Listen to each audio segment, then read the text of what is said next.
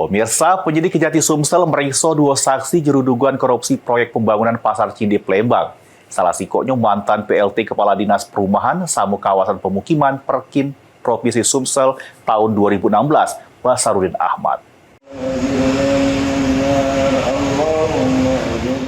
Penyidik Kejaksaan Tinggi Sumsel badan lagi ngelakukan pemeriksaan terhadap sejumlah saksi juru penyidikan dugaan korupsi proyek pembangunan Pasar Cinde Palembang. Kali ini ada dua saksi yang diperiksa oleh tim penyidik pidana khusus Pitsus Kejati Sumsel. Salah sikonya mantan PLT Kepala Dinas Perumahan Samu Kawasan Pemukiman atau Perkim Provinsi Sumsel tahun 2016, Basarudin Ahmad. Hal tersebut dibenarkan oleh Kasih Penkum Kejati Sumsel, Fani Yulia Ekasari, pas ditemui di kantornya. Diungkap ke Fani, selain mantan Kadis Perkim Sumsel, penyidik juga meriksa saksi inisial ML, salah siku anggota panitia pengaduan pada tahun 2014 yang tahu alur proses pengaduan juru proyek Pasar Cinde.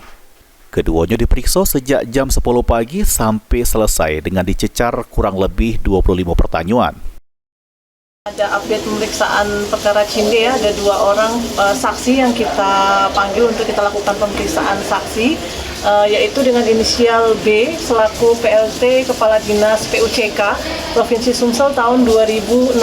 Kemudian yang kedua dengan inisial MLS selaku anggota panitia pengadaan pada tahun 2014. Keduanya ini dilakukan pemeriksaan saksi tadi dari jam 10 sampai sekarang masih dilakukan pemeriksaan ya di dalam.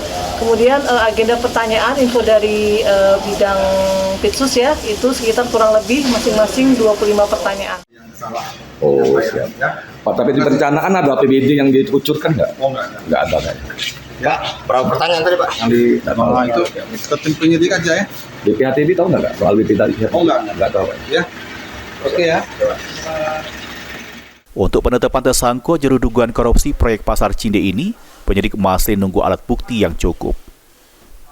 Heru Wahyudi, PAL TV.